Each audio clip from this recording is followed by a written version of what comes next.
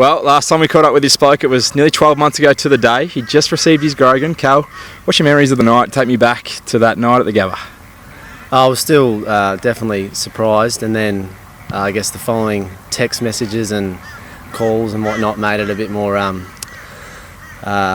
awesome, I guess. But I think at the end of the day, I guess a couple of months later, at least watching Morningside versus Labrador in the grand final, it was still an individual achievement, so there was a lot left to do, obviously club-wise, yeah. Has it sunk in yet? On Sunday night you're going to walk in and they're going to ask all previous Grogan Medal winners to stand up and you're going to be in that group, surrounded by some genuine stars. Has it sunk in? No, I don't think it has, no. Just because, like you said, I'm thinking back to some of the players that have won it in the past, there's some legends there, and certainly not of that status at all, but to be sitting near them will be pretty awesome, I think. So, yeah, looking forward to that night. Has it changed anything? Maybe, you get a bit more sledging from the opposition teams when you don't do something that necessarily lives up to the Grogan, which is pretty often this year. But yeah, so it's just sort of changed expectations. But internally, I feel like I've worked just as hard this year and improved things. So I'm happy enough with where I'm at. Yeah. Now let's go a bit deeper. I want to talk about you as a person. Yeah. I'm not speaking out of turn to say you're one of the most respected on and off the field. Do you work on that balance of that off-field leadership as well? I think it's got a lot to do with my wife. So she certainly grounds me in the fact that I think footy's everything.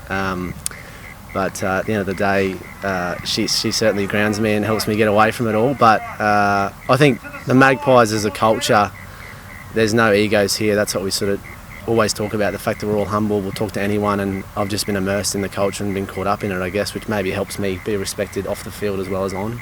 Yeah, that's what I'd say.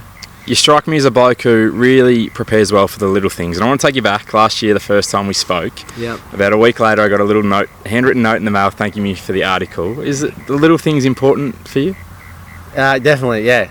No, definitely. I've learned that from my folks, just to follow up and always make people feel like you're grateful for what they do.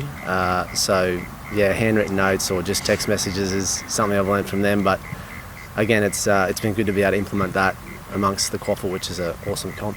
Now, leader on and off the field, like I said, there's one relationship I want to ask you about, and that's with one of the supporters called Heath. Can you tell us a little bit more about that?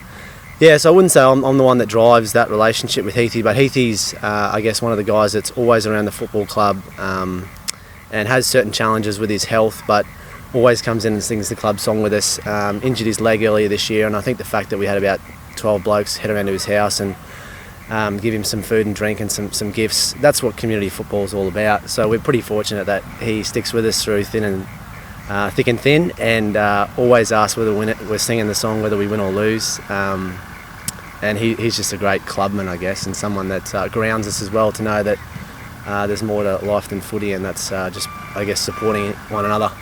Now, last one, Sunday night, how you feeling heading in? You probably said last year that you didn't expect to win last year. Are you a chance to go back-to-back? How are you feeling about your year as a whole? I think, personally, just from players around me, Gareth Crawford played a ripping first half of the year, and then Luke Scott was unbelievable in the second half of the year. So I'm going to have a hard enough time, I think, getting votes for the Maggies. But I think the competition as a whole this year, there was about 6-7 teams that were all very, very good teams that threatened to win the flag, and even the bottom couple were challenges each week. So I guess my point is that I think there's a top 10 or 15 players that could win it this year. So I think I'm a slim chance, but it'll just be great to be part of the night again and to be recognised, like you said, at the table of Grogan. So I'm looking forward to that. Well, thanks for joining us, mate. Good luck on Sunday night and good luck with the rest of the year. Thanks Andrew.